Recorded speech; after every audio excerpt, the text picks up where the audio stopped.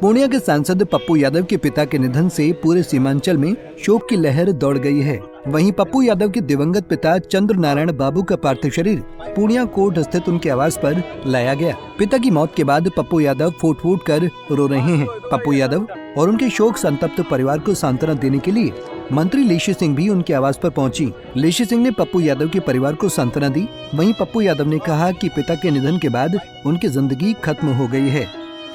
सब कुछ उन्हीं का है, किसी का नहीं। उनके तो कभी कल 2 बजे हम पूर्णिया में थे, 2 बजे कल हम जुलूस में थे मुंबई से। हमें आज लौटना था विश्वकर्मा में। कभी कल्पना भी नहीं किए थे कि पापा नहीं रहे। जब ये इमरजेंसी में अंडरग्राउंड थे तब भी हमसे ये कहते थे, जब ये विदेश जाते थे वहां से हमसे बोलते थे कि कैसे जीना है। 2 बार एमपी का चुनाव लड़े, 1 बार एमएलए का चुनाव लड़े, 32 साल मुखिया रहे। प्रोटेस्ट के ऑल इंडिया के वाइस प्रेसिडेंट थे, अंगिका समाज के सेक्रेटरी थे, आनंद मार्ग के उपाध्यक्ष थे ऑल इंडिया के। हमेशा आज तक हमने पापा से नहीं जाना कभी कि जमीन घर द्वार कभी नहीं पूछे। सिर्फ स्पिरिचुअलिज्म, आनंद मार्ग, ओशो, इकोनॉमिक्स, गरीबी, समाज, इसके अलावा कुछ नहीं उन्होंने मुझसे। उनकी जिंदगी के बाद मेरे पास कुछ बचता ही नहीं, कुछ नहीं बचता,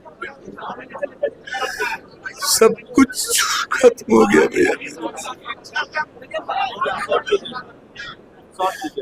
वहीं बिहार सरकार की मंत्री लेशी सिंह ने कहा कि वो ईश्वर से प्रार्थना करती हैं कि दिवंगत आत्मा को अपने श्री चरणों में स्थान दें। लेशी सिंह ने कहा कि चंद्र नारायण बाबू का आशीर्वाद उन्हें भी हमेशा मिला है। माननीय सांसद पप्पू यादव जी के पिता चंद्र नारायण बाबू का निधन हम सब लोगों के लिए दुख का क्षण है। और चंद्र नारायण बाबू एक धर्मावलंबी सामाजिक व्यक्तित्व थे, इस इलाके के जाने माने व्यक्तित्व थे, शिक्षाविद थे, और उनके जाने से हम सब लोगों के बीच एक शून्यता छा गई है। और हमारे अभिभावक के तरह थे, हमारे परिवार के एक सदस्य के रूप में थे। उनका आशीर्वाद हम लोगों को हमेशा हमको विशेष तौर पर मिलता रहा है। और आज उनके निधन की दुखद खबर मिली और हम सब लोग दुखी हैं। मैं ईश्वर से प्रार्थना करती हूँ कि उनको ईश्वर श्री चरणों में स्थान दे और उनके परिवार को धैर्य धारण करने की शक्ति ईश्वर प्रदान करे।